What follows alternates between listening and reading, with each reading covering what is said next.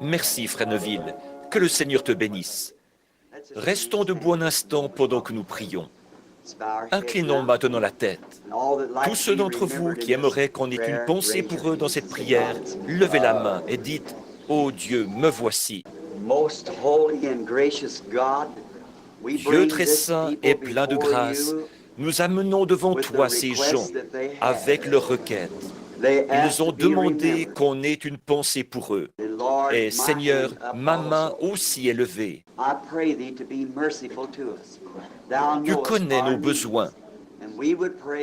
Et nous prions comme tu nous enseignes à prier, que ton règne vienne, que ta volonté soit faite sur la terre comme au ciel. Père, ce soir, nous réclamons ta miséricorde et la liberté de l'esprit pour que nous puissions apporter aux gens la vérité de l'Évangile. Et ce que nous croyons être le message de cette heure destiné à ton Église. Seigneur, notre prière, c'est que nous soyons une partie de cette Église qui doit être appelée à sortir dans les derniers jours. Père, si nous ne sommes pas cette partie-là, alors révèle-nous ce que nous devons faire pour être cette partie-là. Et donne-nous la grâce, la puissance en cette heure éprouvante qui est sur la terre pour éprouver tous ceux qui y habitent. Donne-nous de ton Saint-Esprit afin qu'il nous conduise et nous guide, pour que nous puissions enfin venir à toi en paix à la fin. Entrer dans cette vie éternelle que tous les croyants attendent depuis le commencement du temps. Aide-nous, Seigneur. Nous le demandons au nom de Jésus. Amen. Vous pouvez vous asseoir.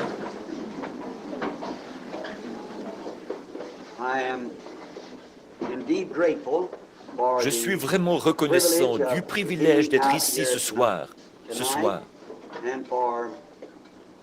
et de la grâce de Dieu qui nous a été accordée en Jésus. Et là, au sujet du message de ce matin, maintenant je voudrais que tout le monde comprenne parfaitement.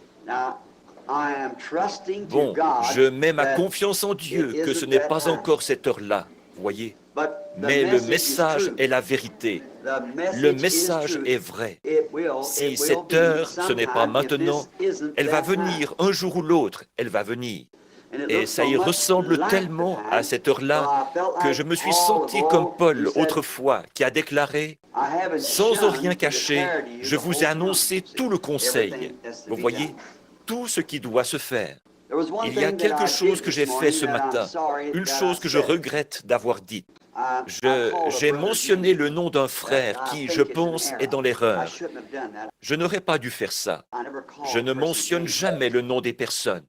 Alors, au cas où il tomberait sur cette bande, j'aimerais le voir et lui parler, parce que je pense que ce frère, c'est un grand homme, un brave homme, qui a prêché ici même, derrière cette chaire, frère David Duplessis. Et ce n'était pas mon intention de mentionner son nom. J'étais inquiet au sujet du message et tout. Je me posais la question à savoir si nous en étions à cette heure-là. Et j'ai mentionné le nom de ce frère. Ce n'est pas mon habitude. Je regrette de l'avoir fait. J'aime frère David Duplessis. Il est notre frère. Et je trouve qu'un homme intelligent comme lui devrait être plus instruit dans l'Écriture. Je vais vous dire ce qu'il y a. C'est l'entretien que David et moi avons eu. Il a déjà parlé dans mes réunions. Il a prêché ici, derrière cette chaire, ou à l'ancienne église, ici même, derrière cette chaire. Et son frère Justus a été mon interprète en Afrique du Sud, où je dois retourner. Ils sortent d'une bonne famille, d'un foyer pentecôtiste. C'est quelqu'un de très bien. David a été, je crois, président des assemblées pentecôtistes mondiales à un certain moment et de la conférence pentecôtiste mondiale. Il a été l'un des présidents. Par la suite, il est venu aux États-Unis et il s'est établi au Texas avec frère Gordon Lindsay. Ensuite, il s'est mis à prêcher un peu partout.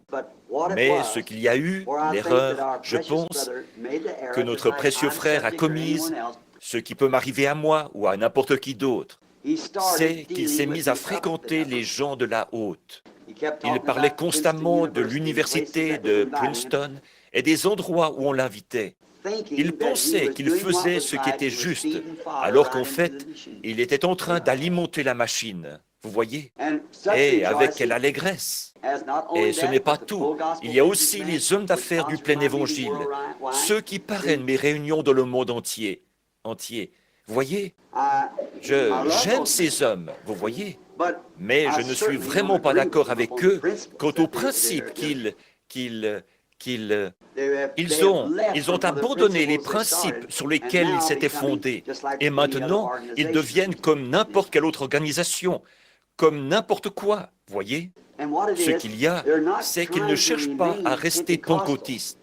Ils cherchent plutôt à mélanger la Pentecôte avec les autres mouvements. Et il me semble que frère Duplessis, un homme bien, un homme formidable comme lui, devrait connaître assez l'Écriture pour savoir qu'au moment où il voit la Vierge endormie essayer d'acheter de l'huile, il est trop tard. Voyez? Souvenez-vous, quand elle est venue acheter de l'huile, il n'y avait plus d'huile. Ça, c'est l'Écriture. Et elle a dit, « Donnez-nous de votre huile » en s'adressant à l'Église. Mais elle n'en a pas reçu. Elle aura beau sauter en l'air, parler en langue et quoi encore. Mais selon la parole même de Dieu, elle n'en a pas reçu. Et elle s'est retrouvée dans les ténèbres du dehors. Et il y a eu des pleurs, des gémissements et des grincements de dents. Alors que l'épouse élue était déjà entrée. Là, la Vierge sage avait de l'huile dans sa lampe. Il y a un autre homme que je connais là. Quelque chose qui s'est passé juste l'autre jour. Ce qu'il y a, c'est que ces braves gens, vous voyez, dès qu'ils se mettent à avoir un peu, vous savez ce que je veux dire, un peu d'influence parmi les gens, tout de suite, ils pensent que c'est l'action de Dieu, ça. Alors que souvent, c'est l'action du diable, vous voyez. Jésus a eu l'occasion de se présenter devant Hérode. Il a eu l'occasion de se présenter devant bien des gens. Ce qu'ils voulaient de lui, c'est qu'il se donne en spectacle. Voyez, c'est ce qu'ils cherchent à faire de la Pentecôte. Rien de plus que ça. La Pentecôte était sortie de ces choses pour être différente.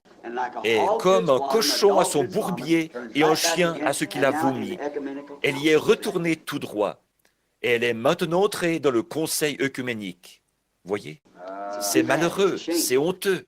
Que Dieu me garde petit et humble pour qu'il puisse révéler sa vérité. Voyez, jamais je ne voudrais faire ça. Pas de lumière vive, pas d'éclat ni de tape à l'œil du monde. Que je prenne le chemin avec le petit nombre des méprisés qui appartiennent au Seigneur. Que je m'en tienne à la parole. Maintenant, au sujet du Conseil œcuménique qui est en train de s'unir avec le Vatican, croyez-vous qu'il pourrait s'unir sur la base de la parole? Peut-être sur la base de l'organisation, mais pas sur la base de la parole. Ça, ils ne le peuvent pas. Voyez, c'est vrai. Alors, il n'y a aucun compromis possible. Voyez, l'organisation, elles sont toutes pareilles, pareilles en tout. Elles sont en parfaite harmonie, mère et fille. Mais quand il s'agit de cette parole, je suis aussi fermement opposé aux méthodistes, aux baptistes, aux presbytériens que je suis opposé au catholicisme. Parce que c'est la mère et la fille selon cette parole. C'est à cette parole que je me tiens, vous voyez, à ceci, chaque parole qu'elle contient.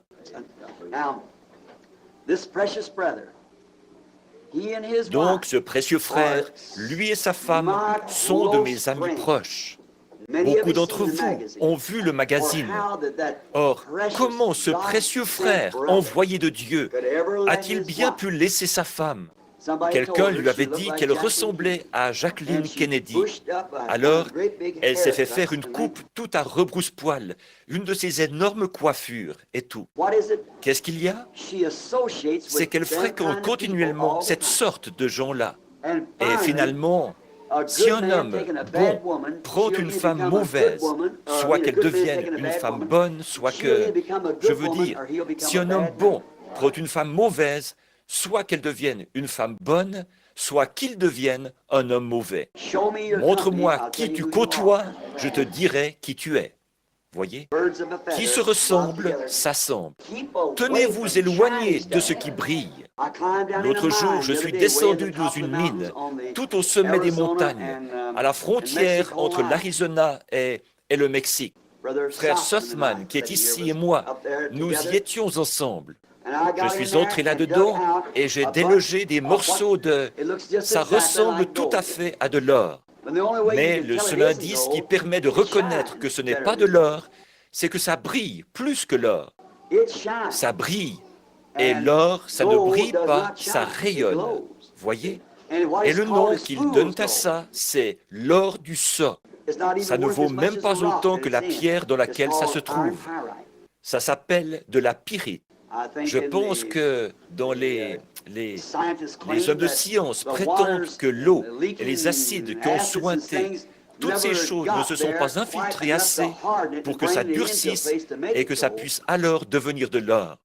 Alors ça brille plus, mais ça ne contient pas l'élément chimique qu'il faut.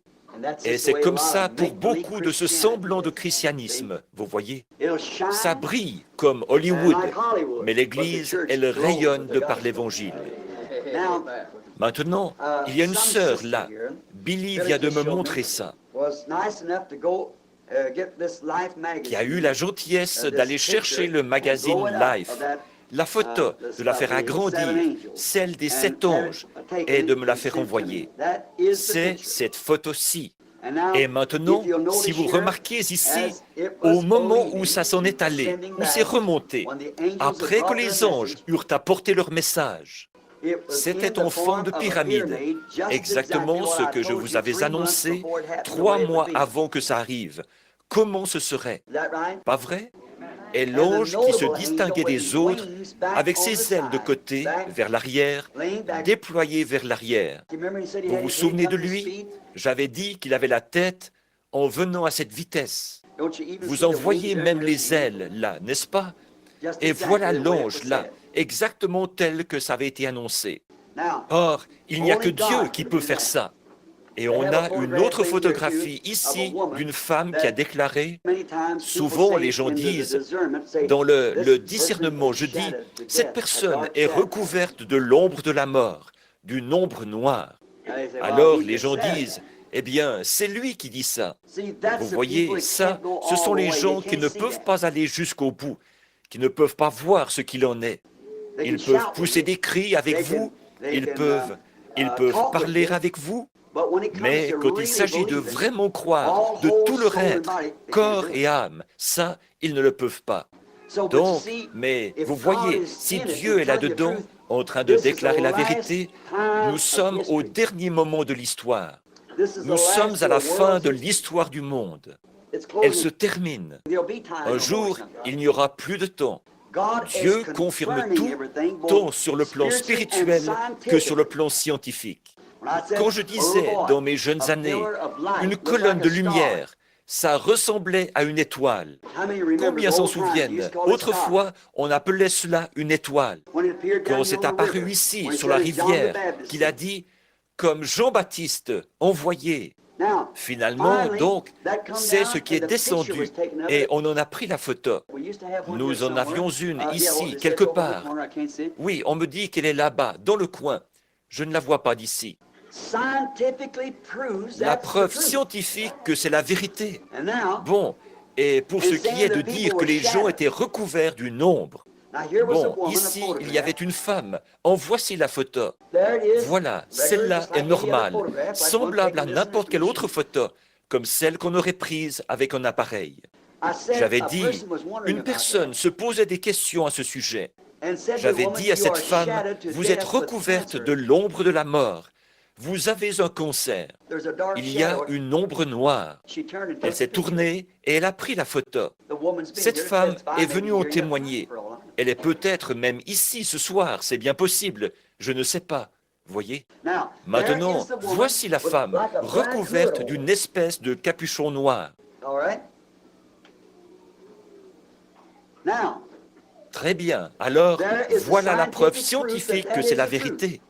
Et aussitôt après que la femme a été déclarée guérie, on a pris cette photo et ce n'était plus là. Alors, qu'est-ce qui avait frappé l'objectif? Et qu'est-ce qui a disparu qui n'était plus devant l'objectif? quand il était déclaré qu'elle était guérie. Voyez? Or, je me suis tenu ici. Je vous ai dit que les anges allaient venir. Frère Fred est un de ceux... J'ai vu Frère Fred il y a quelques instants. Je pensais qu'il était juste ici, mais je l'ai perdu de vue quelque part. Oh, de ce côté-ci, c'est ça. Il était à moins de 3 kilomètres, de 2 kilomètres et demi ou 3 kilomètres de l'endroit où j'étais. Il a entendu l'explosion, il a senti la secousse et tout, quand il y a eu la détonation. Pas vrai, frère Fred? Et les anges étaient là, et ils sont repartis avec ce message. Voici, c'est même en forme de pyramide, comme je vous l'avais montré. Comment ce serait, ici? Je vous avais dit comment il serait placé avant que je parte. On en a pris maintes et maintes photos partout dans le pays, jusqu'au Mexique. Et c'était à une altitude de 48 km et mesurait 43 km de large. À une altitude telle qu'il ne peut pas même y avoir d'humidité ni rien. L'humidité ne va pas plus haut qu'environ 13 ou 14 km. Il se trouvait donc dans un endroit où il n'y avait rien pour produire de l'humidité. Voyez? Et ça, c'était, je pense que c'était soit à une altitude de 43 km et ça mesurait 48 km de large. Ou bien c'était à 40, ou bien à une altitude de 48 km et ça mesurait 43 km de large, l'un ou l'autre. Le magazine Life en a parlé, ou Look. C'était lequel? Look ou Life? Life, le magazine Life. Je pense que c'était dans le numéro du 17 mai. C'est ça. Maintenant, voilà la preuve scientifique que c'est la vérité. Ainsi donc, on n'a pas à s'inquiéter de savoir si c'est la vérité. Tant sur le plan scientifique que sur le plan spirituel, ce qui avait été annoncé s'est accompli. Alors, le message des 7 sceaux menés à terme, c'est le message de la Bible entière. Les 7 sceaux qui mènent à terme le Nouveau Testament ont scellé celui-ci. C'est vrai. Maintenant, nous savons qu'il en est bien ainsi, par la parole prophétique, par la science et par la parole. 3 en ont rendu témoignage que c'est la vérité. Donc, nous savons que nous sommes au temps de la fin. Nous y sommes. Je ne sais pas dans combien de temps. Ça, il ne nous le dira jamais. Parce que sa venue sera comme un voleur dans la nuit. Mes amis, mon frère, ma sœur, quoi qu'il en soit, tenons-nous prêts. Sanctifions-nous. Voyez, en effet, le monde, lui, va continuer comme avant. Ils ne sauront même pas que c'est arrivé. Après que les portes de la miséricorde seront fermées, les prédicateurs vont prêcher le salut. Ils vont amener les gens à se repentir. Ça va continuer comme avant, comme ça s'est toujours passé. C'est ce qui s'est passé dans les autres âges, et c'est ce qui s'est passé c'est ce qui se passera dans cet âge. Et l'enlèvement sera tellement soudain et tellement rapide que le monde ne se rendra même pas compte qu'ils sont partis, c'est vrai. Ils n'en sauront rien. Il vient et s'éclipse avec elle. Ce sera du passé, ils n'en sauront rien. Alors, soyez en prière. Priez pour moi, je prierai pour vous. Nous ne savons pas quand cette heure arrivera, mais nous croyons que ce sera bientôt. Tenez-vous éloignés de ce qui brille. Tenez-vous-en à l'Évangile, vous voyez. Tenez-vous-en strictement à ça, maintenant, et priez. Maintenant, Billy m'a écrit une lettre ici, ou plutôt une note. Il me dit que quelqu'un aimerait consacrer son bébé. Si c'est bien ça, c'est ça, levez la main. Si quelqu'un... Oui, 2 bébés. Très bien. Emmenez-les tout de suite à l'avant. Et frère Neville, je me demande si notre sœur veut bien venir au piano un instant pour la consécration des bébés. Nous ne voulons en laisser aucun de côté. Maintenant, souvenez-vous, à cette heure-ci, demain soir, si le Seigneur le veut, je serai à New York. Nous allons là-bas sur le champ de bataille pour combattre le bon combat de la foi. Alors, juste ici, sœur, s'il vous plaît, juste ici, à l'avant, et je vais les prendre. Oui, madame, merci. Et maintenant, nous Combien vont prier pour moi? Maintenant, si Dieu le veut, et j'espère qu'il le veut, dimanche de la semaine prochaine, si frère Neville est d'accord, dimanche de la semaine prochaine, je repasserai ici avant d'aller en Louisiane. Je m'arrêterai pour une réunion ici à l'église. Je tiens à vous remercier de vos gentillesses. La dame qui m'a envoyé ces bonbons là-bas, j'apprécie. Je ne sais pas qui est cette dame.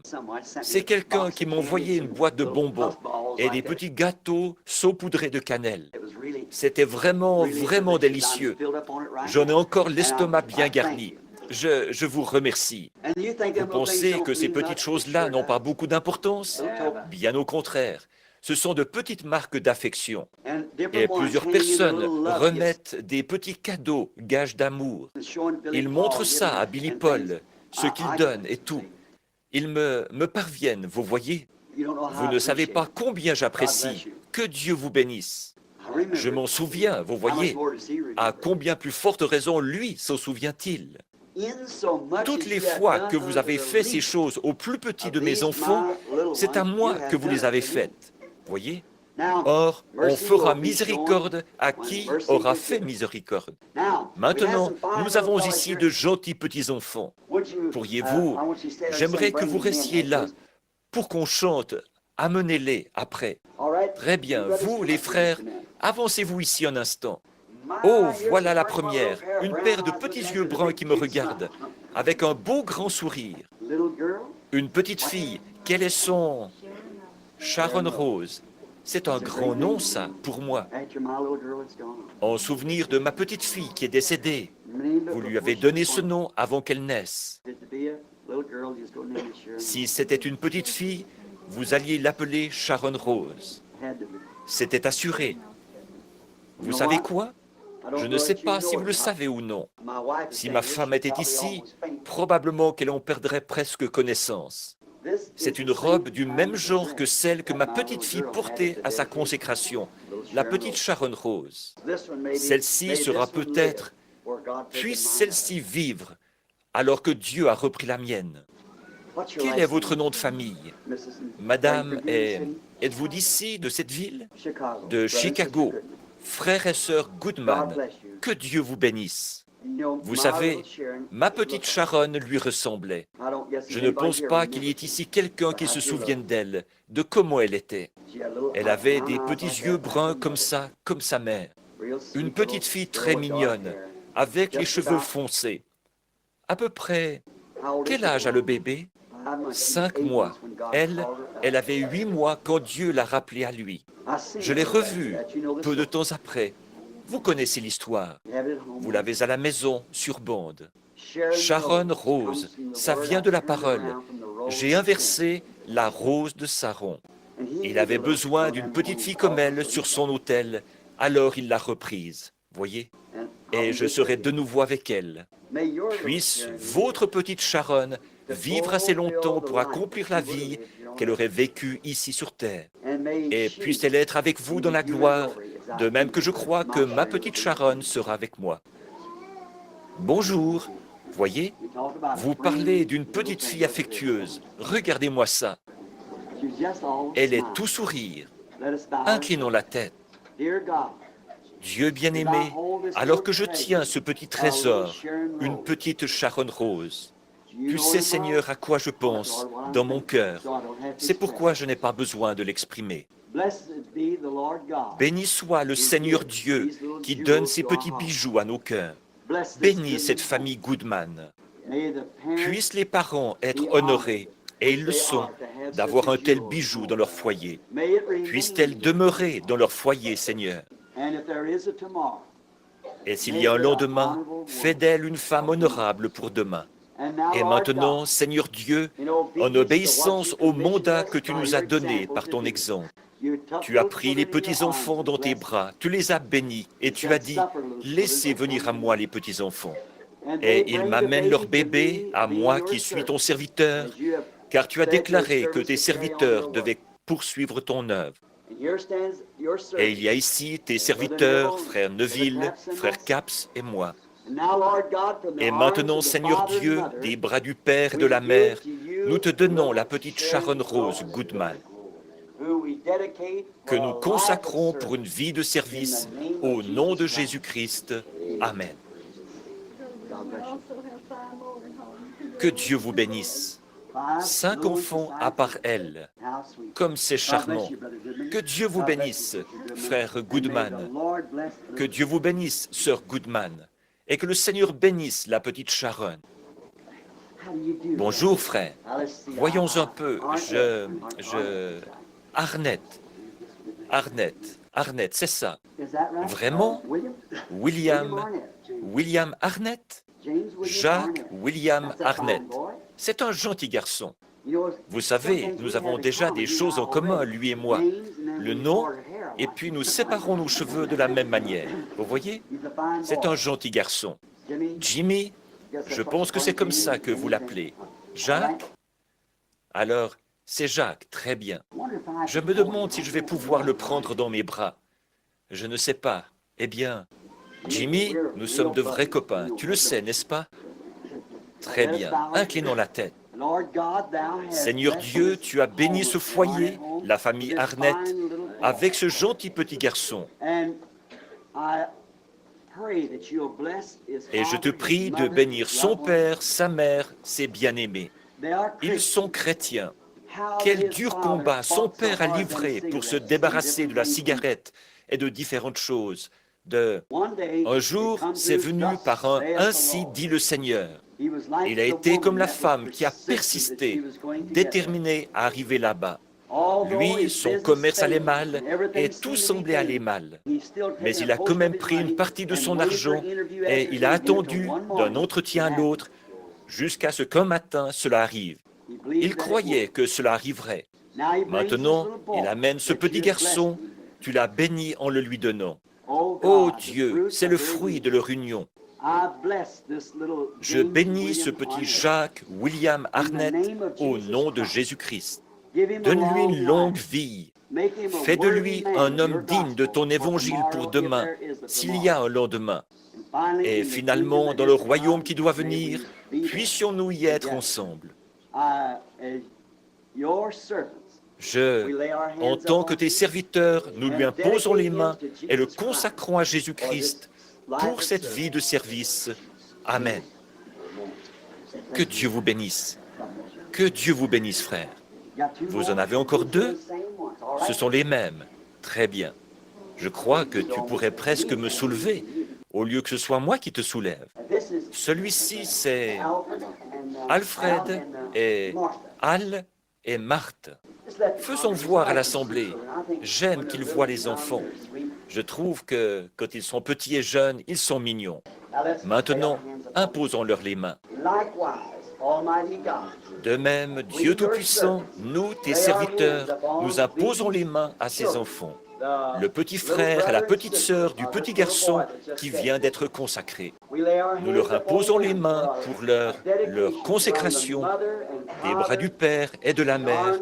Nous les plaçons dans les bras de Jésus-Christ pour une vie de service au nom de Jésus-Christ. Amen. Que Dieu vous bénisse, Al et Marthe. Sœur, je suis très content de vous revoir. Que le Seigneur soit avec vous. Ce petit, oh, c'est un bon garçon. Avant, je pouvais séparer mes cheveux comme ça. Voyez? Comment s'appelle-t-il? Harold Keith Walker. Quel gentil garçon. Je me demande, je ne sais vraiment pas, vous voyez. Il me regarde comme s'il allait peut-être accepter. Je me demande si je vais pouvoir le prendre dans mes bras. Vraiment, Keith? Oh, c'est un gentil garçon, certainement. C'est un amour de petit garçon, n'est-ce pas? Terrell Keith Walker. Dieu Tout-Puissant, des bras des parents, nous le remettons dans les bras de Jésus-Christ. Le petit Terrell Keith Walker, nous lui imposons les mains pour le consacrer au Dieu Tout-Puissant. En effet, le père et la mère désirent que ce bébé soit élevé dans la crainte de Dieu. S'il y a un lendemain, fais de lui un serviteur digne de cette consécration. Car nous, tes serviteurs, nous imposons les mains à ce bébé et le consacrons au Seigneur Jésus-Christ. Amen. Dieu vous bénisse, frère Walker. Est-ce Sir Walker? C'est très bien. Vous avez un gentil garçon et que Dieu vous bénisse. Très bien, monsieur.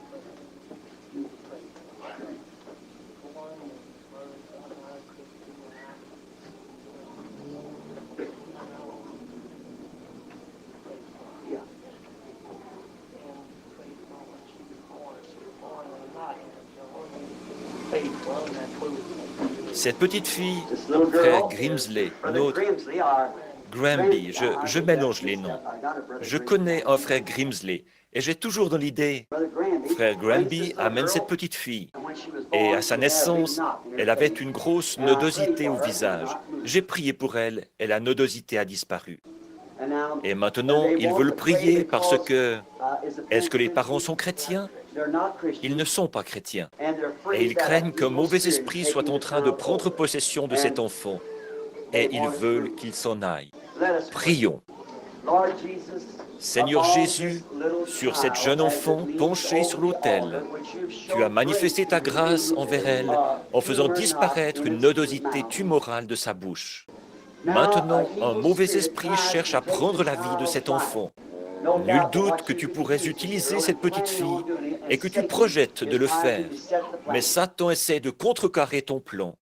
C'est pourquoi nous ordonnons à Satan, au nom de Jésus-Christ, d'ôter ses pattes et de s'éloigner de cet enfant. Et nous la remettons au Seigneur Jésus-Christ pour la gloire de Dieu. Amen. Frère Granby, croyez. L'enfant est trop jeune. C'est à peine s'il peut avoir la foi, mais la chose se fera. Je l'aime, pas vous? Il est merveilleux. Maintenant, vous tous, j'avais promis que ce soir, je serais sorti à 20h30 au plus tard.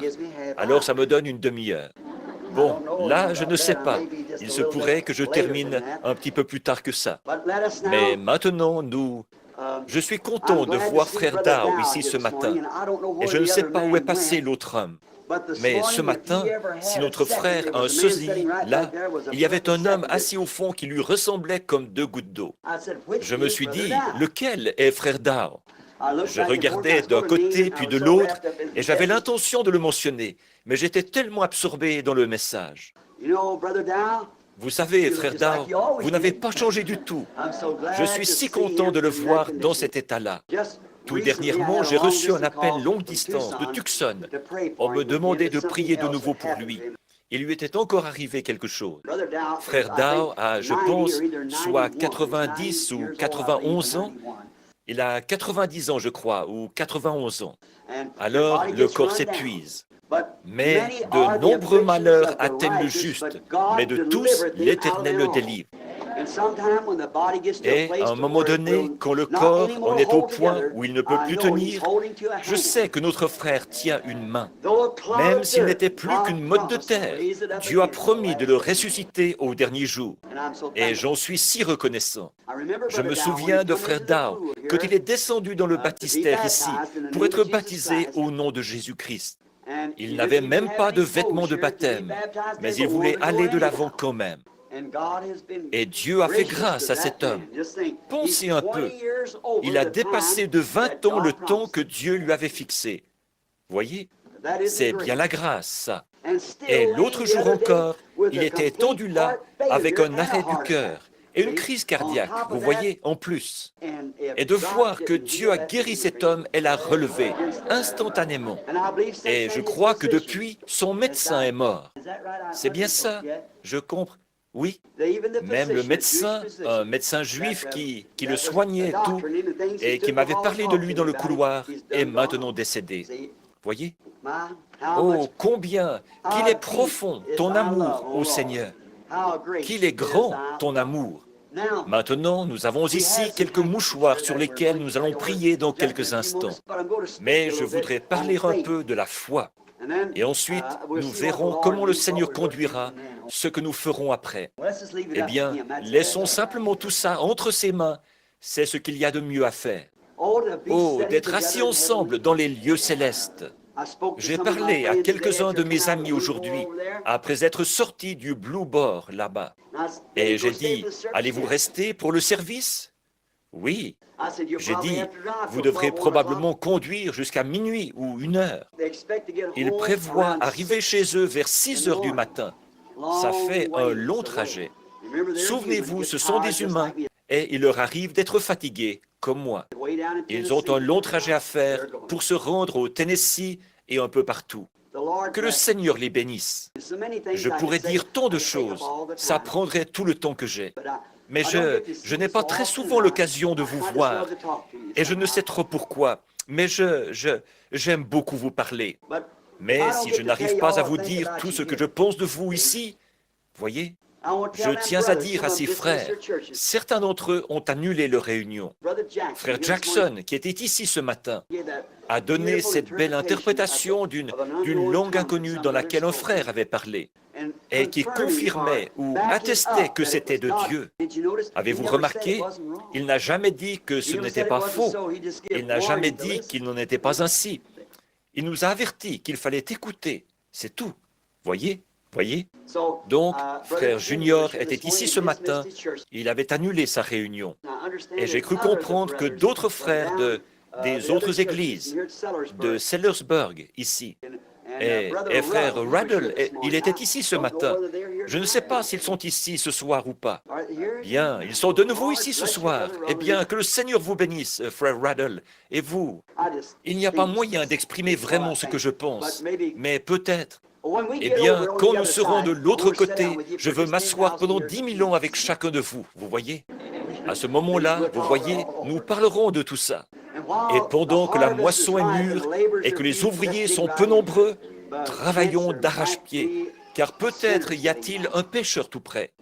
Peut-être y a-t-il quelqu'un pour qui cette soirée changera tout le cours de sa vie.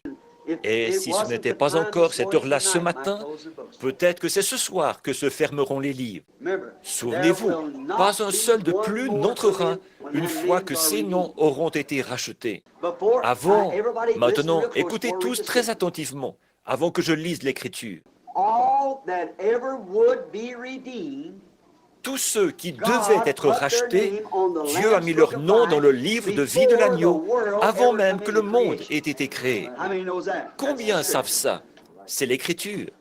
Et l'Antichrist, dans les derniers jours, ressemblera tellement à la chose authentique, à l'Église authentique, en tout point, comme Judas, au point que ça séduirait même les élus si c'était possible. Pas vrai? Mais nul ne peut venir à Jésus si Dieu ne l'envoie.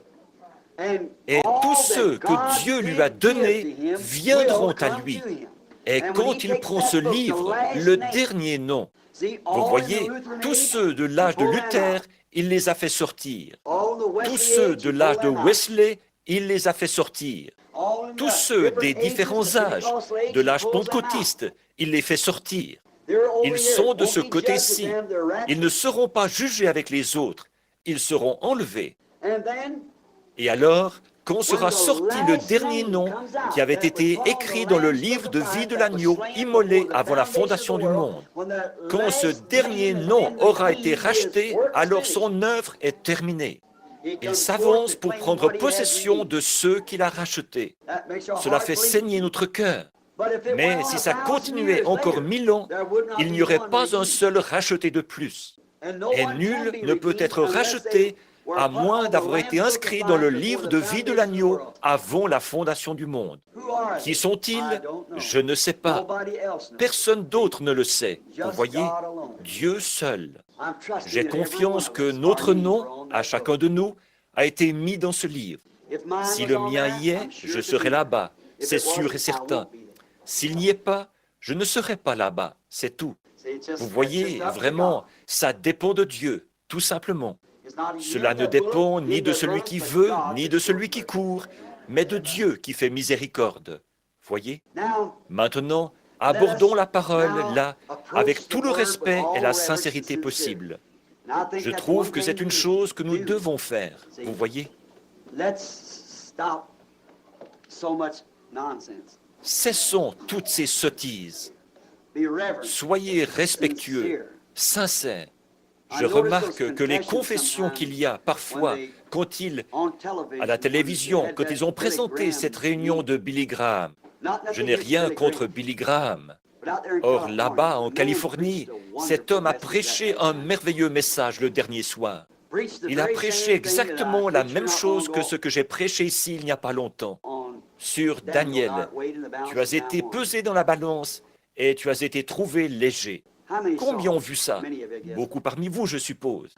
Regardez, avez-vous remarqué les gens qui s'avançaient dans les allées, en mâchant du chewing-gum, en ricanant, en se donnant des coups de poing? S'avancer quand c'est une question de vie ou de mort, ce n'est pas ça. Regretter son péché et se repentir, ce n'est pas ça. Voyez? Ça, c'est simplement ce que Billy a dit, prendre une décision. Et un consentement, une décision froide, prise les yeux secs, ça ne vaut rien, absolument rien. Vous devez regretter votre péché et vous en détourner. Billy lui-même a dit, la preuve c'est que de 30 000 de ceux-là, un an plus tard, on n'en trouve même plus 30. L'autre jour, il a dit, mais qu'est-ce qui arrive à New York? J'ai eu cette grande réunion et qu'est-ce qui s'est passé? Maintenant, le péché, c'est encore pire que jamais. Et ça va continuer à empirer. Il n'y aura pas de repentance nationale. La nation est finie. Il n'y a que vous en tant qu'individu. Et bientôt, ça aussi, ce sera terminé, si ce n'est pas déjà le cas. Maintenant, notez bien ça, vous, les jeunes enfants. Voyez jusqu'où Frère Branham. Ce n'est pas Frère Branham. Voyez si ce que j'ai dit est vrai ou faux. Le péché deviendra toujours pire, jusqu'à ce qu'un jour les cieux s'enflamment, cela tombera sur la terre, et la terre brûlera avec une grande chaleur. Mais les rachetés ne seront pas ici à ce moment-là, ils seront partis. Maintenant, j'aimerais lire dans le livre de Marc, au chapitre 11, dans 1 Jean 4, 4 et dans Matthieu 28, 20. Bon, j'aimerais d'abord lire dans Marc, au chapitre 11, et les versets 12 à 24. Écoutez très attentivement maintenant pendant que nous lisons. Et maintenant, ceci servira de base à un petit témoignage et à quelques paroles d'exhortation. Ensuite, nous verrons ce que le Seigneur voudra que nous fassions. Que chacun reste assis dans une attitude de prière maintenant, pendant que nous lisons. Marc 11, 12. Le lendemain, après qu'ils sortirent de Béthanie, Jésus eut faim. Apercevant de loin un figuier qui avait des feuilles, il alla voir si, par bonheur, il y trouverait quelque chose. Et, s'en étant approché, il ne trouva que des feuilles, car ce n'était pas la saison des figues. Prenant alors la parole, il lui dit, « Que jamais personne ne mange désormais de ton fruit. » Et ses disciples l'entendirent. Ils arrivèrent à Jérusalem. Et Jésus entra dans le temple. Il se mit à chasser ceux qui vendaient et qui achetaient dans le temple. Il renversa les tables des changeurs et les sièges des vendeurs de pigeons. Et il ne laissait personne transporter aucun objet à travers le temple. Et il enseignait et disait, « Il est écrit, la maison de mon Père sera appelée une maison de prière pour toutes les nations. Mais vous en avez fait une caverne de voleurs. » Les principaux sacrificateurs et les scribes, l'ayant entendu, cherchèrent les moyens de le faire périr. Car ils le craignaient, parce que toute la foule était frappée de sa doctrine. Quand le soir fut venu, Jésus sortit de la ville. Le matin, maintenant c'est un autre jour, en passant, les disciples virent le figuier séché jusqu'aux racines. Dans les 24 heures, le miracle s'était produit, après qu'il lui avait dit que personne ne mange. Rien, semble-t-il, ne s'était produit à l'instant même, mais pas plus tard que le lendemain, il avait séché. Pierre, se rappelant ce qui s'était passé, dit à Jésus, Rabbi, regarde, le figuier que tu as maudit a séché. Jésus prit la parole et leur dit, ayez foi en Dieu. En vérité, je vous le dis, si quelqu'un dit à cette montagne, ôte-toi de là et jette-toi dans la mer,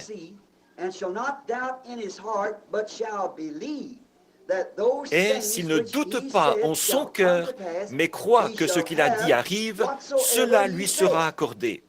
C'est pourquoi je vous dis, tout ce que vous demandez en priant, croyez que vous l'avez reçu et cela vous sera accordé. Et lorsque vous êtes debout faisant votre prière, si vous avez quelque chose contre quelqu'un, pardonnez, afin que votre Père qui est dans les cieux vous pardonne aussi vos offenses. Mais si vous ne pardonnez pas, votre Père qui est dans les cieux ne vous pardonnera pas non plus vos offenses. Il y a des conditions. Maintenant, j'aimerais lire 1 Jean 4, 4. Vous, petits enfants, vous êtes de Dieu et vous les avez vaincus. Parce que, écoutez bien, celui qui est en vous est plus grand que celui qui est dans le monde. Si vous me le permettez, je vais le relire. Vous, petits enfants, vous êtes de Dieu et vous les avez vaincus, en parlant de l'Antichrist. Parce que celui qui est en vous est plus grand que celui qui est dans le monde. Deux pronoms, vous voyez, celui, un pronom personnel. Celui qui est dans le monde et celui qui est en vous. Celui qui est en vous est plus grand que celui qui est dans le monde. Maintenant, le chapitre 28 de Matthieu est le verset 20. Et enseignez-leur à observer tout ce que je vous ai prescrit. Voici, je suis avec vous tous les jours jusqu'à la fin du monde. Maintenant, comme sujet tiré de là, ce soir, voici ce que j'aimerais prendre comme sujet. Celui qui est en vous. Et c'est là-dessus que je veux me baser, bien sûr, pour faire grandir la foi en vue d'un service de prière. Aussi vite que... Maintenant, comme je vous l'ai dit, en effet, j'aime vous mettre au courant des événements qui sont arrivés. Et généralement, j'attends de venir ici, à l'église, pour raconter ces événements. Ensuite, si d'autres veulent les entendre, ils peuvent écouter les bandes. Mais j'attends d'être ici. Il y a au moins, pour l'événement dont je vais vous parler maintenant, il y a plusieurs hommes ici qui en ont été témoins, des frères chrétiens. L'un de ceux qui étaient présents, c'est frère Banks Woods. Un autre de ceux qui étaient présents, c'est frère David Woods. Un autre qui est ici présent, c'est frère Evans et son fils Ronald. Un autre de ceux qui étaient présents, c'est notre distingué diacre, frère Wheeler. Et un autre qui était présent, c'est frère Mann.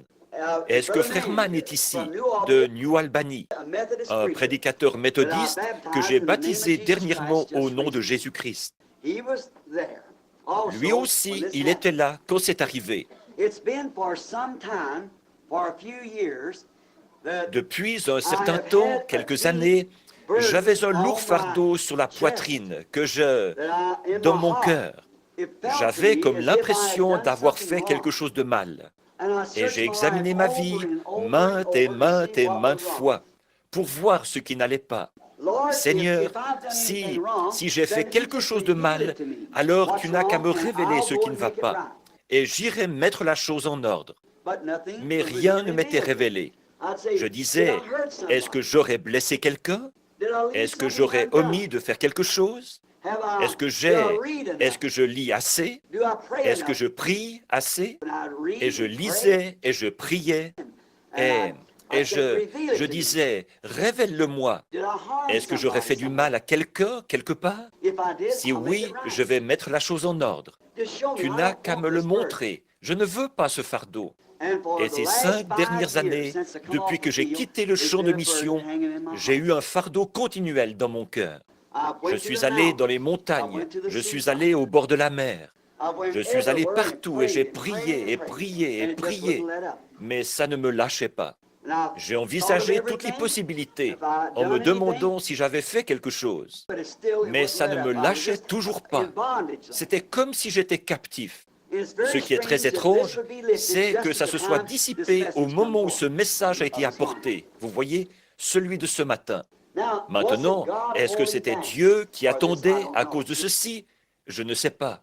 Vous voyez, ces choses étaient toutes dans ma pensée. Vous pouvez vous imaginer ce qu'il y a dans le cœur d'un homme quand il faut supporter ce genre de choses. Vous voyez, de penser à ce qui est en train de se produire et de savoir, en le disant aux gens, de savoir que certains vont le comprendre de travers et que certains vont partir dans cette direction-ci et dans cette direction-là. Vous savez ce que c'est. Certains vont croire, d'autres non. Mais c'est ce qu'il faut supporter. Comment le dire sans blesser? Comment le dire pour que ce soit efficace? Comment le dire de manière que les gens voient qu'on ne cherche pas à s'en prendre à eux, qu'on les aime? Comment être strict et ferme tout en étant plein d'amour? Et, comment présenter la chose? D'autre part, malheur à moi si je ne la présente pas, voyez? Et voilà, voyez? Ce n'est pas étonnant qu'on soit dans un état de nervosité et de déchirement continuel. J'étais descendu venu de l'Arizona pour rencontrer ici un groupe de frères qui vont à la chasse avec moi tous les ans dans le Colorado. Or, certaines personnes se sont posées des questions. Pourquoi allez-vous à la chasse? Qu'est-ce qui vous pousse à le faire? Vous voyez, ici, c'est vous qui faites le plein. Moi, je me vide. Là-bas, c'est moi qui fais le plein pour pouvoir me vider ensuite. Voyez? Alors, je n'y vais pas juste pour tirer du gibier.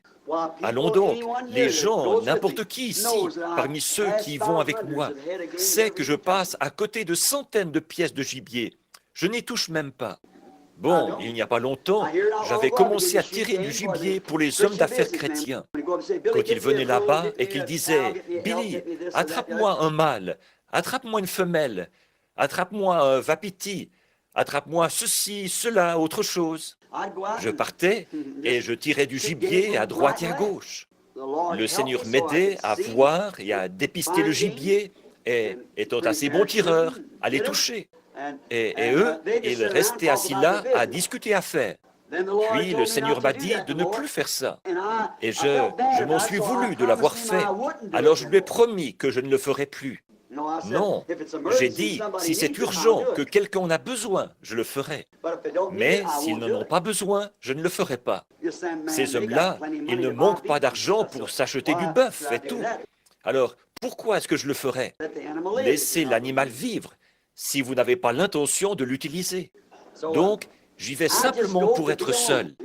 Et n'importe quel homme qui va à la chasse avec moi sait que je ne chasse avec personne. Je pars de mon côté pour être seul. Je vais avec eux pour avoir une communion fraternelle le soir, être tous là et prier et tout. Mais il y avait beaucoup d'autres ministres là-bas. Il y avait, là-bas dans les montagnes cette année, il y avait notre frère Palmer. Je crois l'avoir vu quelque part, il y a quelques instants. Le voilà, assis ici, frère Palmer. Et un certain frère Bob Lambert. Il était ici ce matin. Je l'ai entendu pousser des cris quelque part. Je pense qu'il est encore ici. Et il y avait aussi un frère, les deux frères Martin. Je pense qu'ils sont ici. Les frères Martin, est-ce qu'ils sont ici? Frère Martin, vous m'avez appelé l'autre jour. Vous avez bien fait. Ce jeune homme a été guéri, ce frère dans le ministère. Êtes-vous ici, celui pour qui j'ai prié au téléphone l'autre jour? Son nom m'échappe. Il vient de l'Arkansas. Sa femme m'avait appelé. Cet homme avait un côté tout enflé et une forte fièvre. Il était en train de mourir. Il s'agit de l'homme qui avait été désigné à la réunion de Little Rock ou de Hot Springs, qui se trouvait à cette réunion. Il est bel homme. S'il est ici, je pense que maintenant, il ne voudra sûrement pas se lever. Mais son nom m'échappe.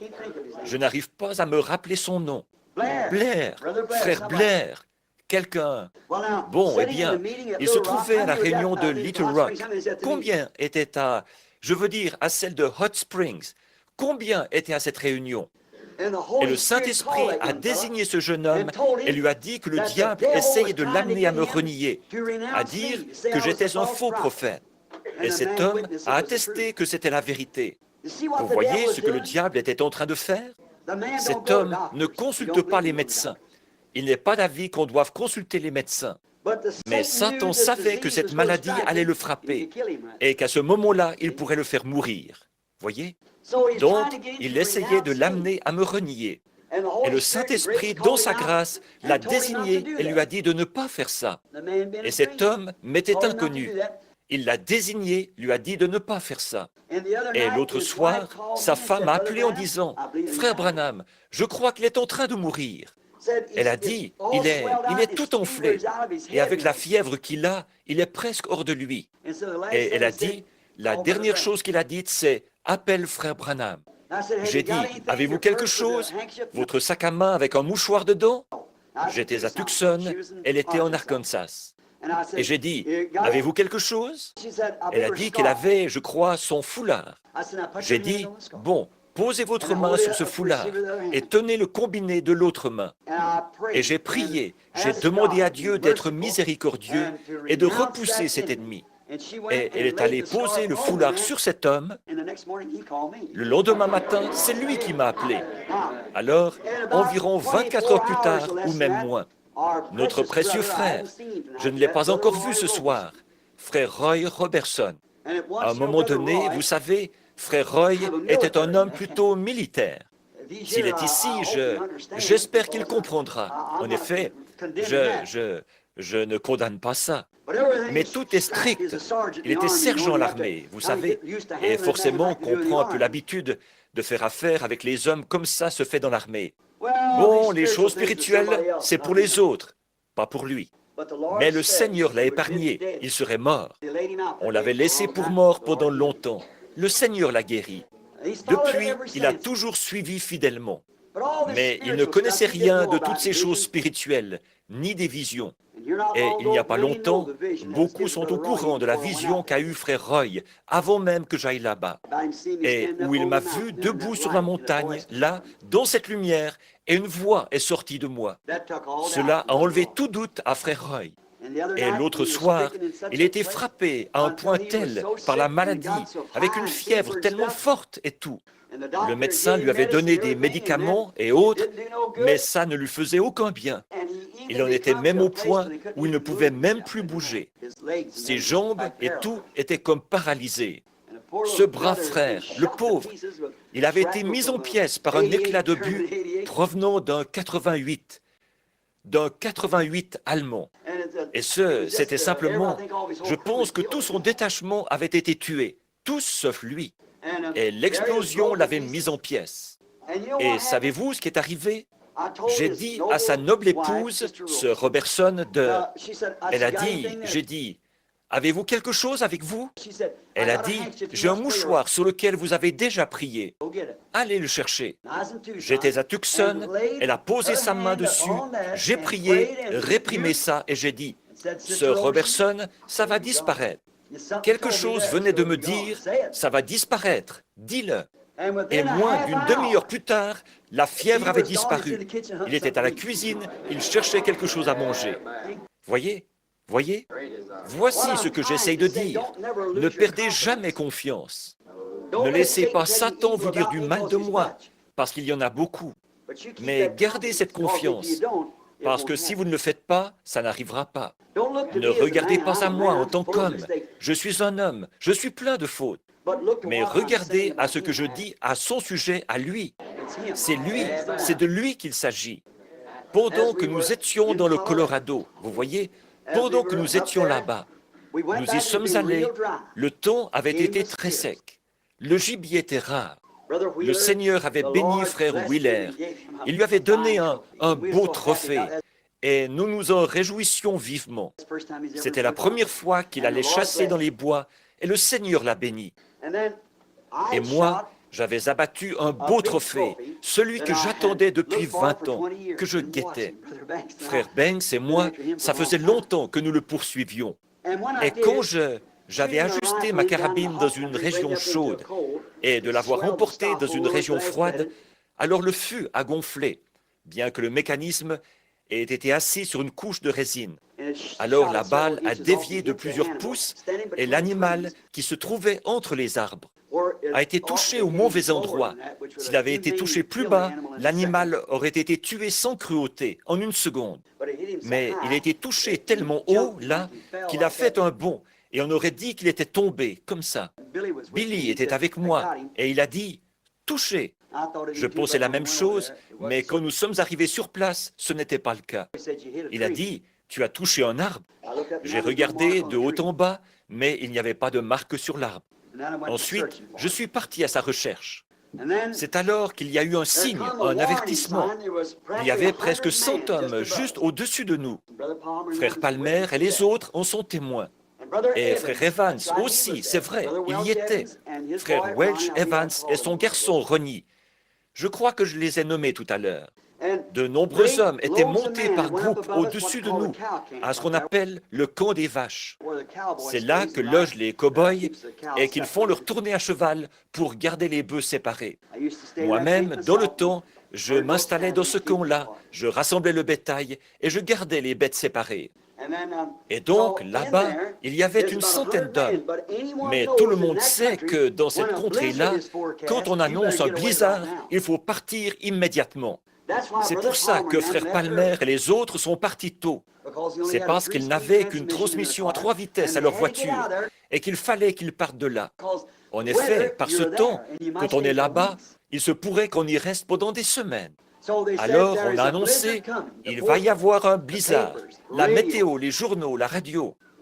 Chargement après chargement, pratiquement tout ce qu'il y avait là-bas est parti. Ils sont partis immédiatement, parce qu'ils savaient qu'il fallait partir de là.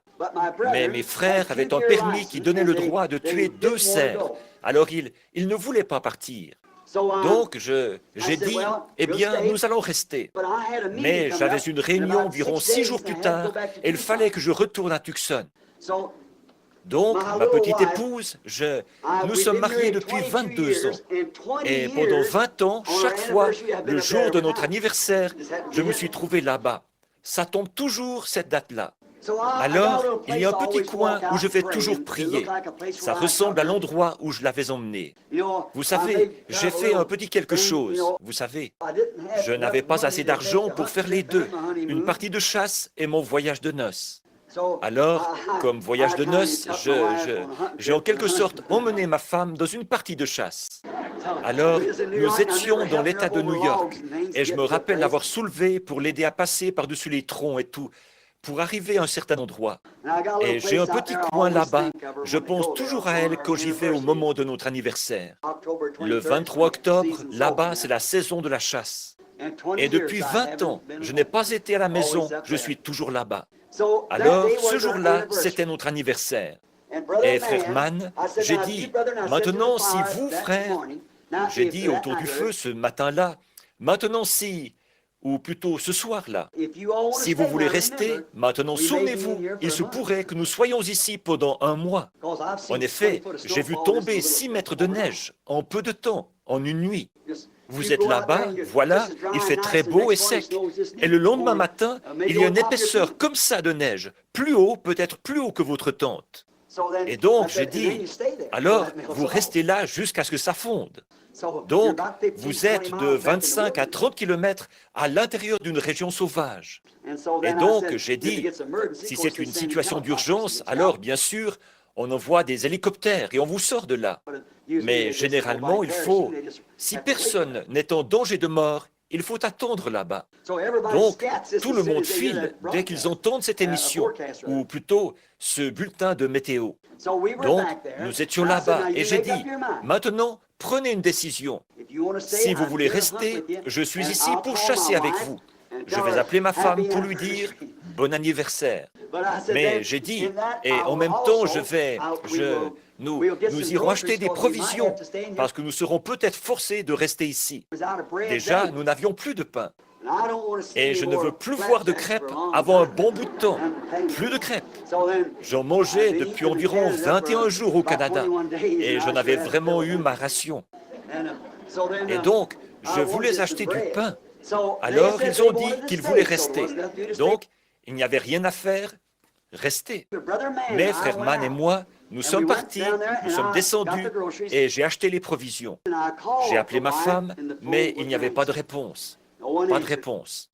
Alors, j'ai attendu environ 1 heure, jusqu'à ce que nous ayons fait nos provisions. Je suis retourné, j'ai rappelé, elle ne répondait pas. Et il fallait que j'appelle sœur Evans. Je crois que sœur Evans est ici. Et j'ai dit, oui, frère Evans, sœur Evans, ils sont ici. J'ai donc appelé sœur Evans, de la part de frère Evans. Je le lui ai dit. Elle a dit, je vais appeler sœur Branham pour le lui dire. Bon anniversaire. Bien sûr, vous savez. Donc, mais elle était sortie faire des courses, acheter des provisions pour les enfants. Puis, nous sommes retournés là-bas. Le lendemain matin, le ciel était couvert de nuages. Il n'avait pas plu là-bas pendant tout l'automne et c'était vraiment sec. Ils avaient prolongé la saison de la chasse de quelques jours à cause de la sécheresse.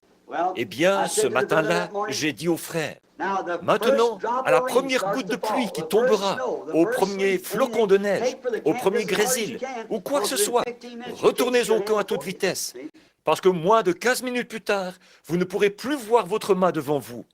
Voyez, ça va souffler en rafale, et quelle que soit votre connaissance de la région, vous serez bloqué là et vous périrez. En effet, parfois, on n'arrive même plus à respirer à cause du grésil qui souffle si fort, et on meurt sur place. Et j'ai dit, dès qu'il se mettra à tomber du grésil, retournez au camp à toute vitesse, où que vous soyez. Bon, j'ai dit, montez par ici et mettez-vous dans ces ravins. Moi, je vais grimper jusque très haut et faire rouler des pierres du haut de la colline et tout pour effaroucher les cerfs, les faire descendre de là-haut. Et vous n'aurez qu'à faire votre choix. Alors, je me suis mis à grimper très haut. Et au moment où j'allais arriver à l'endroit que nous appelons la selle, un petit endroit là-bas, je passe toujours par là pour me rendre à un endroit appelé Quaker Knob, qui se trouve juste sur la ligne de partage des montagnes rocheuses, très haut. Et comme j'arrivais presque à cette petite selle, les nuages devenaient de plus en plus noirs. Il ne restait plus une seule voiture. Il n'y avait plus que nous là-haut, pour autant que... et le cow-boy au camp. Le temps se gâtait de plus en plus. Alors, au bout de quelques minutes, il a commencé à pleuvoir.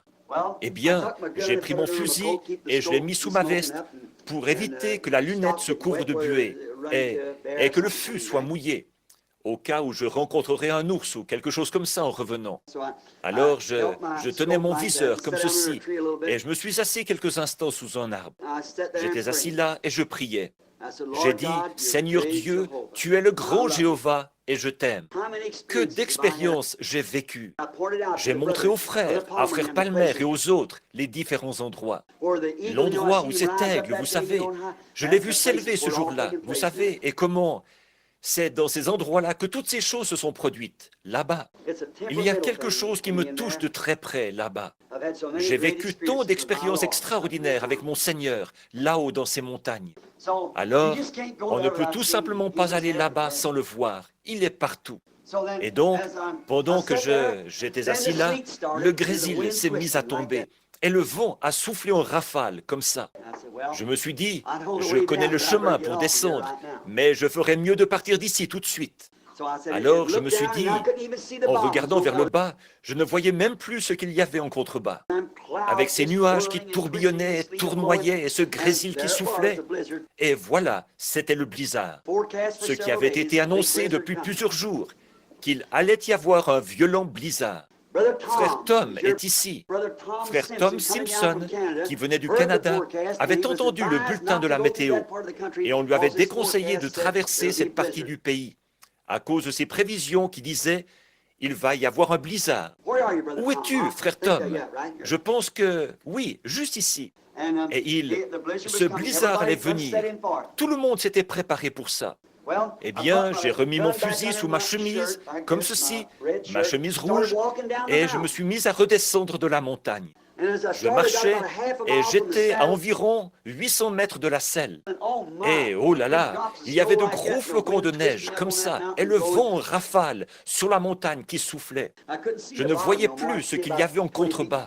Je voyais à environ 6 mètres devant moi, ou peut-être 9 mètres. Et je savais qu'il fallait descendre par un genre de petit, ce qu'on appelle un petit dos d'âne, une petite crête. Après quoi, j'arrivais au ruisseau. Ensuite, je savais qu'il fallait suivre ce ruisseau. Et je savais où aller si ça se gâtait vraiment trop. Et donc, je me suis mis à descendre. Et à peu près à mi-chemin, quelque chose m'a dit, aussi clairement que vous m'entendez, « Arrête-toi et retourne là-bas ». Eh bien, je me suis dit, qu'est-ce que j'ai pensé là? Peut-être que ce n'est que mon imagination. Mais je n'arrivais plus à faire un pas en avant. David m'avait préparé un sandwich ce matin-là. Et je pense qu'il essayait de me rendre l'appareil, parce que je n'avais préparé un à son papa une fois avec des oignons et du miel. C'est tout ce que nous avions. Alors, il m'en avait préparé un avec du saucisson de Bologne. Et, oh, je ne sais trop ce qu'il avait empilé là-dedans. Je l'avais dans ma chemise et il avait été mouillé à travers ma chemise. Je me suis dit, je vais juste m'arrêter pour manger ça. Et peut-être qu'ensuite tout ira bien. Alors j'ai sorti ce sandwich, il était vers les 10 heures, et j'ai commencé à manger le sandwich. En mangeant le sandwich, je me disais, maintenant tout ira bien. Et je me suis remis en marche. Mais quelque chose a dit, retourne là d'où tu viens. Retourner dans cette tempête, remonter 800 mètres ou plus sur cette montagne, m'enfoncer dans ce bois sombre. À ce moment-là, on arrivait à peine à voir plus loin que d'ici à cet orgue. Mais je deviens vieux. Voilà 33 ans que je suis chrétien. Et je sais que peu importe combien ça peut paraître ridicule, obéissez au Seigneur. Faites ce que le Seigneur dit.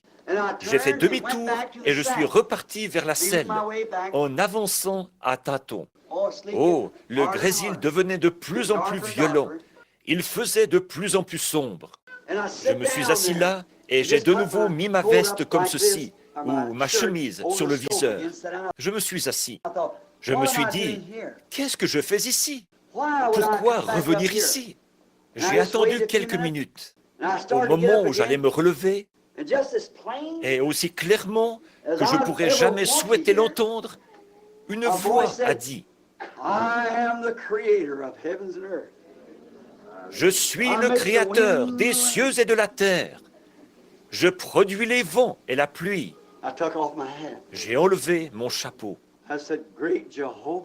J'ai dit, grand Jéhovah, est-ce toi? Il a dit, je suis celui qui a fait cesser les vents sur la mer. Je suis celui qui a apaisé les flots. J'ai créé les cieux et la terre. Ne suis-je pas celui qui t'a dit de parler de prononcer des écureuils, et ils ont été créés? Je suis Dieu. Maintenant, quand une voix vous parle, observez l'Écriture. Si ce n'est pas conforme à l'Écriture, laissez ça de côté. Peu importe combien c'est clair, tenez-vous loin de ça. J'ai dit, oui Seigneur. Il a dit, parle à ces vents, à cette tempête, elle s'en ira. Maintenant, cette Bible est devant moi et ma vie se trouve en elle. Je me suis levé, j'ai dit, je ne doute pas de ta voix, Seigneur. J'ai dit, nuages, neige, pluie, grésil, je n'accepte pas votre présence. Au nom de Jésus-Christ, retournez là d'où vous êtes venus. Je dis, le soleil doit apparaître immédiatement et briller pendant 4 jours, jusqu'à ce que nos parties de chasse soient terminées et que je reparte avec mes frères. Ça jaillissait, vraiment, ça faisait comme ça. Puis, ça s'est mis à faire, ça faisait. Ensuite, ça fait. Ça s'est arrêté. Je n'ai pas bougé. Mes frères étaient là-bas, ils se demandaient ce qui se passait. Et le grésil, la pluie s'est arrêtée.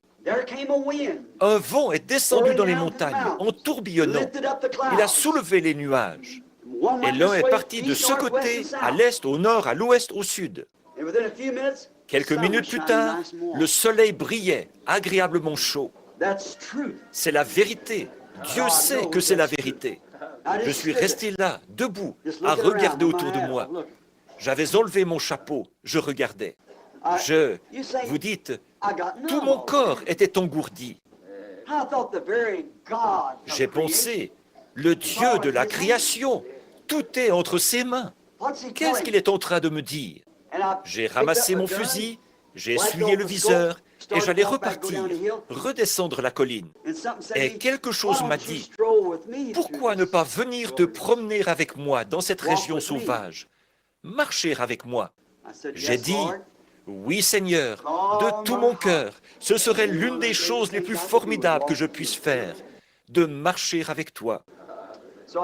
Alors, mon fusil à l'épaule, je me suis mis à marcher là-bas.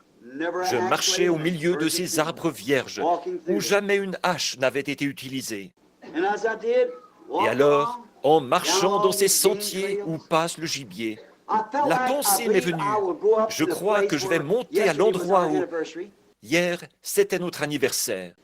Je vais passer quelques minutes là-bas, juste un petit geste en l'honneur de Meda, à l'endroit où il y a un petit groupe de trembles sur un monticule. Et je me suis dit, je crois que je vais marcher jusque là-bas, juste un geste en l'honneur de notre anniversaire. Puis je redescendrai de l'autre côté, dans ces bois sombres. Je me promènerai en me dirigeant vers les pics corales, et je reviendrai par là. Je marchais simplement en me réjouissant. Je disais, Père, je sais que tu es en train de marcher avec moi. Et quel privilège! Je ne pourrais marcher avec personne de plus grand. Dieu lui-même. Et à la chaleur du soleil, même après avoir quitté les montagnes, je m'arrêtais à des stations-service. Je disais, il fait beau. 3 jours plus tard, il n'a pas plu du tout dans cette région-là, jusqu'à la fin des 4 jours. Le soleil brillait chaque jour. Pas vrai, les frères? Voyez, et pas un nuage dans le ciel. En arrivant à une station-service, j'ai dit, il fait vraiment beau. Oui, en effet. J'ai dit, il a fait terriblement sec. Il a dit, c'est étrange. Ce pompiste a dit, il a dit, vous savez, on nous avait annoncé un violent blizzard, mais tout à coup, il s'est arrêté. En continuant ma route, je suis arrivé à la frontière du Nouveau-Mexique. Billy et moi, mon fils, nous sommes entrés quelque part là-bas pour acheter le matin de notre départ et j'ai dit, il fait vraiment beau. Oui, en effet. J'ai dit, on dirait qu'il a fait pas mal sec. Oui, en effet. J'ai dit, êtes-vous d'ici? Il a dit, non, je viens du Wisconsin, ou quelque part comme ça. Il a dit, ça fait une 20aine d'années que j'habite ici, alors je pense qu'on peut dire que je suis d'ici. J'ai dit, on peut dire que vous êtes un autochtone dans ce cas. Alors j'ai dit, oui monsieur, j'ai dit, on dirait que c'était très poussiéreux. Il a dit, vous savez, la chose la plus étrange est arrivée. Il a dit, on nous avait annoncé qu'il y aurait un blizzard et beaucoup de neige. Ça a effectivement commencé, puis ça s'est arrêté. J'ai dit, vraiment? Très calme. Puis je suis rentré, et frère Tom a dit qu'on l'avait averti de ne pas passer par là, qu'il y avait un blizzard. Et il a traversé la région sans même une goutte de pluie, ni rien. Il est toujours Dieu, vous voyez, autant qu'il l'a toujours été. Voyez? En me rendant là-bas, je me promenais. Or, pour ce qui suit, j'espère que ma femme ne recevra pas cette bande. Voyez? Mais je vais vous dire quelque chose. Et bon, je ne vous le dis pas, je vais simplement vous dire la vérité, vous voyez? Et c'est la seule façon d'agir. Je me suis souvent demandé pourquoi ne se plaignait pas de ce que je faisais ces voyages lors de notre anniversaire. Savez-vous ce que j'en avais conclu? Je me suis dit, il y a tellement de gens à la maison. Et puis, moi, je suis toujours, vous savez, je suis d'un tempérament nerveux. Et tout ce dont je parle, ce dont je veux parler, c'est de Dieu, de la Bible, ou quelque chose comme ça. Peut-être qu'elle voit ça comme une petite période de repos pour elle, que je sois loin d'elle pendant quelques jours, à la chasse. Et c'est un peu ça que je pensais en me promenant là-bas. De ça, je vais lui faire des excuses. Et j'ai demandé à Dieu de me pardonner d'avoir eu de telles pensées. En effet, en me promenant là-bas, je pensais, eh bien, elle trouve que, eh bien, miséricorde. Elle est travailleuse, vous savez, et tout le temps, quand elle est à la cuisine ou quelque part et tous ceux d'entre vous qui la connaissez le savent, la machine à laver marche tout le temps. Et alors, je vais à elle, je la prends par le bras, je dis, ne lave pas tout le temps comme ça, parle-moi. Tu vois, je t'aime. Je veux que tu me dises quelque chose. Dis-moi que tu m'aimes aussi. Elle dit, eh bien, tu sais que je t'aime. Puis elle retourne à sa lessive à toute vitesse. Je ne veux pas que tu fasses ça. Je veux que tu viennes t'asseoir près de moi. Oh, Bill, j'ai tellement de travail à faire. Alors, je me suis dit, bon, tu vois, en venant ici, ça lui laisse le temps de faire son travail. Je me promenais là-bas en pensant à ça. Maintenant, souvenez-vous, j'ai posé cette Bible ici pour que vous voyiez que je suis devant la parole. Alors que je continuais à marcher, il m'est arrivé quelque chose. Je me suis mis à... D'abord, je pensais au jour où je l'avais emmenée en voyage de noces là-bas. C'était une belle jeune fille aux cheveux noirs, aux yeux bruns, et je la soulevais par-dessus ses troncs, vous savez, et tout. Je voulais l'emmener là-bas, à l'endroit où j'avais tué des ours. Et je voulais lui montrer ça. Et alors, l'endroit où j'avais tué ces ours. Elle avait mes bottes de cow-boy aux pieds. Ça s'était passé environ 22 ans ou 21 ans plus tôt. Il y a 22 ans, je crois. Nous nous sommes mariés en 1941. Et je la soulevais, vous savez, par-dessus ses troncs. Et je me suis dit, maintenant, la pauvre petite, de devoir me supporter. Elle a déjà les cheveux gris. Oui. Je me suis dit, eh bien, et j'ai fait... Je ne m'étais pas rasé depuis quelques jours et j'ai constaté que moi aussi, j'étais grisonnant. J'ai vu ma barbe toute grise. Alors je me suis dit, mon vieux, tu es presque fini maintenant. Tu vois, si tu veux faire quelque chose, tu ferais mieux de te dépêcher. Toi aussi, tu vieillis. Voyez? Et alors, pendant que je me promenais comme ça, il s'est passé quelque chose. Tout à coup, dans tous les mouvements, tous les éléments, j'étais un jeune homme. Je pensais comme un jeune homme. J'avais la tête baissée et j'ai levé les yeux. Je l'ai vue aussi distinctement que jamais. Elle était debout devant moi, les bras tendus. Je me suis arrêté, je me suis frotté le visage, j'ai regardé. J'ai dit, « Méda, est-ce toi, chérie ?» J'ai regardé par ici et j'ai pensé, « Qu'est-ce qui s'est passé là ?» Et j'ai pensé, « Oui, je suis en train de marcher avec lui. » Et là, ça a changé. J'étais redevenu un vieil homme. Et la vision avait disparu de devant moi. Je me suis arrêté, j'ai de nouveau enlevé mon chapeau, je l'ai mis sur mon cœur. J'ai dit, « Jésus, j'ai un fardeau tellement lourd sur mon cœur depuis des années. Je n'ai pas besoin de te dire que j'ai un fardeau. Je me suis repenti, j'ai fait tout ce que j'ai pu. Mais pourquoi ce fardeau ne me quitte-t-il pas? Et je me suis simplement remis en marche. Et comme je gravissais ce monticule, qui était à une distance d'environ 30 ou 40 mètres devant moi, je me suis mis à gravir ce monticule et je me suis senti très faible. Et il y avait là un petit tremble d'environ 25 cm de diamètre qui se dressait, puis formait comme un L et s'élevait de nouveau. Et quand je suis arrivé là, je me sentais tellement faible que j'en titubais. Alors, j'avais remis ma casquette et j'ai simplement appuyé ma tête contre ça. La forme était parfaite pour que je puisse appuyer ma tête juste là, contre ce petit tremble, comme ceci. En fait, c'est un peu plié. C'est comme, ça ressemble à un bouleau, vous voyez. Et j'étais appuyé contre ça. J'étais simplement là, la tête baissée, les rayons du soleil me chauffaient le dos. Et je pensais, Dieu lui-même, c'est lui qui a chassé cette pluie et ce vent. Et j'ai entendu quelque chose qui faisait pat, pat, spat. J'ai pensé, qu'est-ce que c'est? Le vent a chassé toute l'eau, le soleil brille, ce spat, qu'est-ce que c'est? J'ai regardé par terre, c'était l'eau qui venait de mes propres yeux, qui descendait sur ma barbe grise et tombait goutte à goutte sur les feuilles sèches, que Dieu avait séchées par terre devant moi. Je suis resté comme ceci, appuyé contre l'arbre. Ma main, cette main-ci en bas, ma tête appuyée contre l'arbre. Ma main sur la bretelle de ma carabine, comme ceci. J'étais là qui pleurais.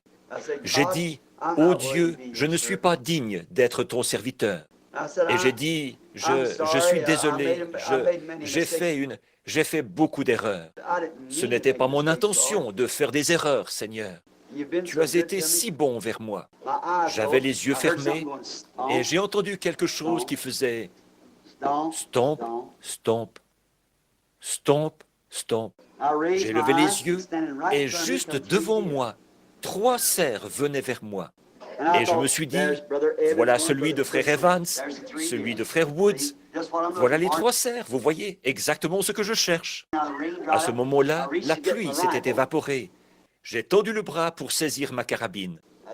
J'ai dit, je ne peux pas faire ça. J'ai promis à Dieu que je ne ferai pas ça. Voyez, je lui ai promis que je ne le ferai pas. Et quelque chose m'a dit, mais ils sont là. Et j'ai pensé, oui, ça, c'est ce qu'un homme avait dit à David une fois. Dieu l'a livré, te dis-je, entre tes mains.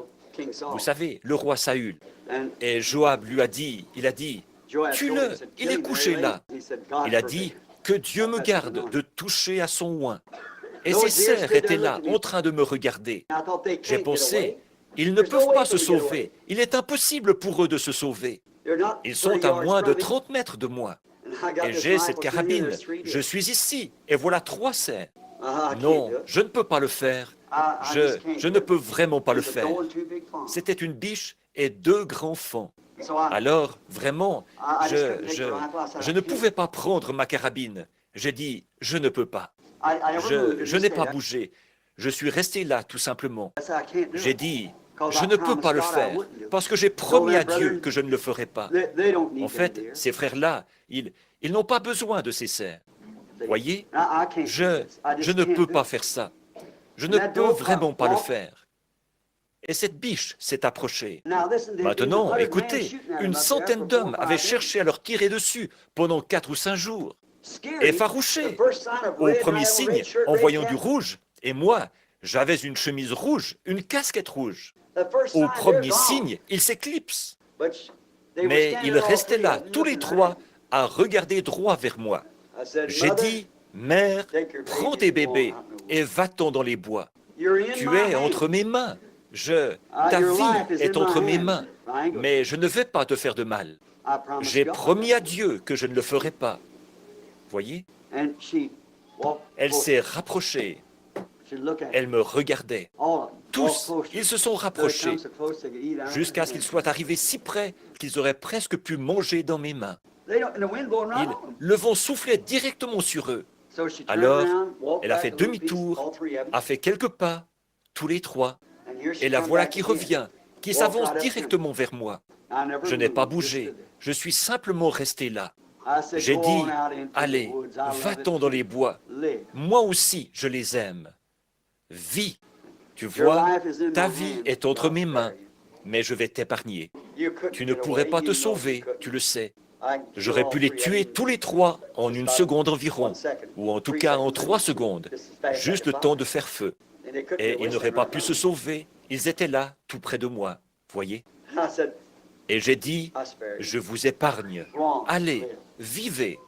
Je suis resté là, et ils ont continué leur chemin, sont repartis dans les bois. Je me suis essuyé le visage, comme ça, et juste à ce moment-là, il s'est passé quelque chose. Une voix parlait très distinctement de ce ciel bleu sans nuages. Tout ça s'était passé en très peu de temps. Une voix a parlé et a dit, « Tu t'es souvenu de ta promesse, n'est-ce pas ?» J'ai dit, « Oui, Seigneur. » Il a dit, « Je me souviendrai aussi de la mienne. Je ne te délaisserai point et je ne t'abandonnerai point. »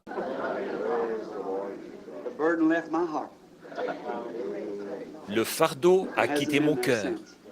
Depuis ce moment-là, il n'y est plus. Puisse-t-il ne plus jamais revenir.